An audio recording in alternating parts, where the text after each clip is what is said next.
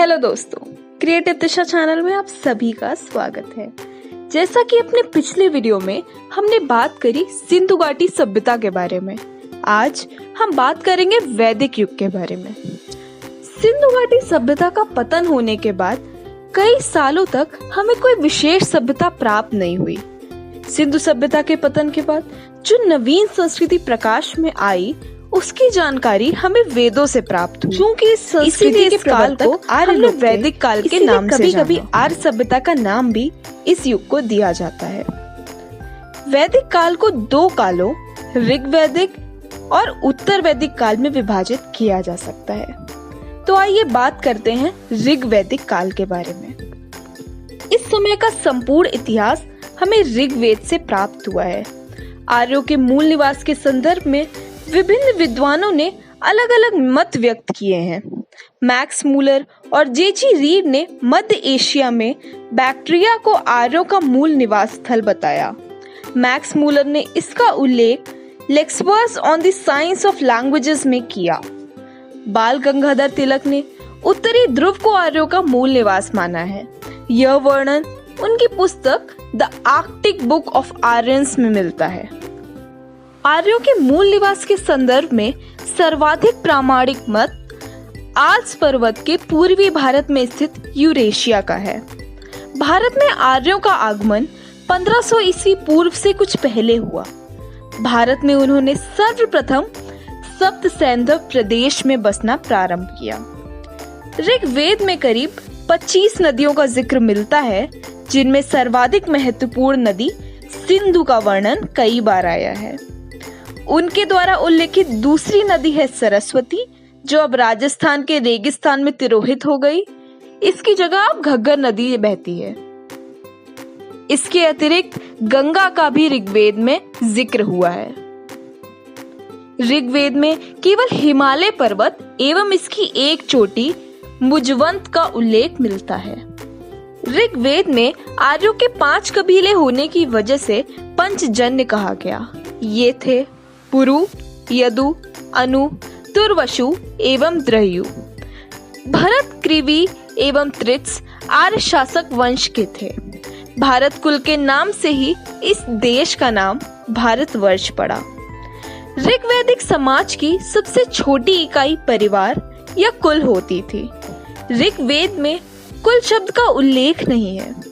परिवार के लिए गृह शब्द प्रयुक्त हुआ है। कई परिवार मिलकर ग्राम तथा कई ग्राम मिलकर विश्व का निर्माण एवं कई विश्व मिलकर जन का निर्माण करते थे।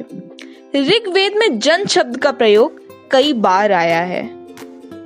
ऋग्वेद में आर्यों के मुख्य व्यवसाय के रूप में पशुपालन एवं कृषि का विवरण मिलता है, किंतु पूर्व वैदिक आर्यों ने पशुपालन को ही अपना मुख्य व्यवसाय बनाया। ऋग्वैदिक सभ्यता ग्रामीण सभ्यता थी। इस वेद में गव्य एवं गव्यती शब्द चारागाह के लिए प्रयुक्त हुए हैं। इस काल में गाय का प्रयोग मुद्रा के रूप में भी होता था। अवि, अजा का ऋग्वेद में कई बार हुआ है। ऋग्वैदिक काल में वस्त्र धुलने वाले, वस्त्र बनाने वाले, लकड़ी एवं धातु का काम करने वाले एवं बर्तन बनाने वाले शिल्पों के विकास के बारे में काफी विवरण मिलता है। ऋग्वैदिक काल में व्यापार में क्रय विक्रय हेतु विनिमय प्रणाली का शुभारंभ हो चुका था। इस प्रणाली में वस्तु विनिमय के साथ गाय, घोड़े एवं सुवर्ण से भी क्रय विक्रय किया जाता था। ऋग्वैदिक लोगों ने प्राकृतिक शक्तियों का मानवीकरण किया। इस समय बहुदेववाद का प्रचलन था। ऋग्वैदिक आर्यों की देव मंडली 3 भागों में विभाजित थी: आकाश के देवता, अंतरिक्ष के देवता एवं पृथ्वी के देवता। मैक्स मूलर ने इस प्रवृत्ति को हीनोथीज्म का नाम दिया। ऋग्वेद में इंद्र का वर्णन सर्वाधिक प्रतापी देवता के रूप में किया गया है। ऋग्वेद में नरक की कल्पना दुष्कर्मियों के लिए दंड स्थान के रूप में की गई। ऋग्वैदिक ऋषियों के जीवन के प्रति दृष्टिकोण पूर्णतया आशावादी था। देवताओं की स्तुति का उद्देश्य भौतिक सुखों की प्राप्ति था, ना कि मोक्ष की प्राप्ति। ऋग्वेद में स्थायी बस्ती, लिखने पढ़ने की कला एवं स्थापत्य के बारे में कोई स्पष्ट जानकारी नहीं मिली। तो दोस्तों, ऋग्वैदिक काल के बारे में इतना ही। अब बात करेंगे हम उत्तर वैदिक काल के बारे में। भारतीय इतिहास में उस काल को, जिसमें सामवेद, यजुर्वेद एवं अथर्ववेद तथा ब्राह्मण ग्रंथों, आरण्यकों एवं उपनिषदों की रचना हुई, को उत्तर वैदिक काल कहा गया है। उत्तर वैदिक काल में आर्यों ने यमुना, गंगा एवं सदा नीरा नदियों के मैदानों को जीतकर अपने अधिकार में कर लिया। दक्षिण में आर्यों का फैलाव विदर्भ तक हुआ। अथर्ववेद में कुरु राज्य की समृद्धि का चित्रण है। परीक्षित, जिनको मृत्युलोक का देवता कहा गया है, और जन्मेजय यहाँ के प्रमुख राजा रहे हैं। कुरुकुल का इतिहास महाभारत युद्ध के नाम से विख्यात है। उत्तर वैदिक काल में भी ऋग्वैदिक काल की भांति राजा कोई स्थायी सेना नहीं रखता था। युद्ध के समय कबीलों के जवानों को दल भर्ती कर लिए जाता था और कर्मकांड के एक अनुष्ठान के अनुसार युद्ध में विजय पाने की कामना से राजा को एक ही थाली में अपनी प्रजा के साथ भोजन करना पड़ता था। किंतु इस काल में भावी स्थायी सेना की अवधारणा के बीच भी सीमित रूप से दृष्टिगोचर होते हैं। उत्तर वैदिक काल में धीरे धीरे छोटे ग्राम बड़े ग्रामों में एवं बड़े ग्राम नगरों में विकसित होने लगे, जिसका उल्लेख जैमिनी उपनिषद एवं तैत्तिरीय ब्राह्मण में महाग्रामों एवं नागरिन के रूप में मिलता है। कुल का उल्लेख भी सर्वप्रथम उत्तर वैदिक काल में मिलता है। उत्तर वैदिक काल तक समाज स्पष्ट रूप से 4 वर्णों में विभाजित हो चुका था। यह 4 वर्ण थे: ब्राह्मण, क्षत्रिय, वैश्य एवं शूद्र। इस काल में वर्ण व्यवस्था का आधार कर्म पर आधारित न रहकर जाति पर आधारित हो गया। किंतु इस काल में जाति प्रथा उतनी कठोर नहीं थी जितनी कि सूत्रों के काल में। इस काल में ही सर्वप्रथम गोत्र व्यवस्था प्रचलन में आई। गोत्र, जिसका शाब्दिक अर्थ होता है गोष्ठ, वह स्थान था जहां समूचे कुल के गोधन को एक साथ रखा जाता था।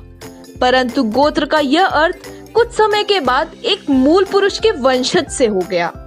एक ही गोत्र के लोगों के परस्पर विवाह पर प्रतिबंध लग गया। इसी काल में आश्रमों का विधान मानव जीवन को सुव्यवस्थित एवं सुसंस्कृत बनाने के लिए किया गया। उत्तर वैदिक काल में अंतर्वर्णीय विवाह, बहुविवाह, विधवा विवाह, नियोग प्रथा, दहेज प्रथा का प्रचलन हुआ।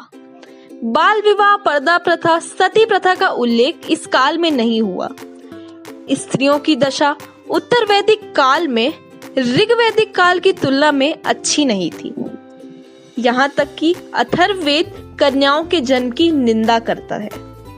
मैत्रायणी संहिता में स्त्री को छूत और मदिरा की श्रेणी में रखा गया। उत्तर वैदिक काल में स्त्रियों का पैतृक संपत्ति से अधिकार छिन गया। इस काल में स्त्रियों का सभा में प्रवेश वर्जित था। उत्तर वैदिक काल में भी भूमि हस्तांतरण की सार्वजनिक स्वीकृति नहीं थी। कृषि इस काल में आर्यों का प्रमुख व्यवसाय था। इस काल के मुख्य पालतू पशु गाय, बैल, घोड़ा, हाथी, भेड़, बकरी आदि थे। महत्वपूर्ण पशु के रूप में गाय को पाला जाता था। इस काल के प्रमुख व्यवसाय धातुकर्मी मछुआरे, धोबी, भिषक, जिसका उल्लेख वाजसेनयी संहिता एवं तैत्तिरीय उपनिषदों में मिलता है, रथकार आदि थे। उत्तर वैदिक काल में स्त्रियों द्वारा ऊन का कार्य किए जाने एवं वस्त्रों की सिलाई हेतु सूची का उल्लेख मिलता है। यजुर्वेद में सोना, टिन, सीसा, आयस एवं लौह का विवरण मिला। इस काल में सोने और चांदी से अनेक प्रकार के आभूषण बनाए जाते थे। इस काल में लोहे को श्याम अयस एवं कृष्ण अयस कहा गया। उत्तर वैदिक कालीन धर्म की प्रमुख विशेषता यज्ञों की जटिलता एवं कर्म कांडों की दुरूहता थी। उत्तर वैदिक काल में ही 6 दर्शनों का बीजारोपण हुआ। यह 6 दर्शन थे: सांख्य, योग, चारवाक, न्याय, वैशेषिक, पूर्व मीमांसा एवं उत्तर मीमांसा। वैदिक काल के अंतिम दौर में यज्ञों, कर्म कांडों एवं पुरोहितों के प्रभुत्व के विरुद्ध प्रबल प्रकृतियां पंचालों और विदेह राज्यों में हुई, जहां 600 ईस्वी पूर्व के आसपास उपनिषदों का संकलन हुआ। उपनिषदों का मुख्य विषय कर्मकांड, पशु बलि की निंदा तथा आत्मा एवं परमात्मा में एकत्व की स्थापना करना था। इसमें ज्ञान मार्ग को प्रमुखता दी गई। पुनर्जन्म का सिद्धांत पहले पहल शतपथ ब्राह्मण में दिखाई पड़ता है। उपनिषदों में जन्म मरण के चक्कर से मुक्ति अर्थात मोक्ष ही अंतिम लक्ष्य निर्धारित किया गया। तो दोस्तों, आज के लिए बस इतना ही। मिलते हैं अपने नेक्स्ट वीडियो में कुछ और जानकारी के साथ। अगर आपको ये आज का वीडियो पसंद आया हो तो इस वीडियो को लाइक करें एवं क्रिएटिव दिशा चैनल को सब्सक्राइब करें। Thank you.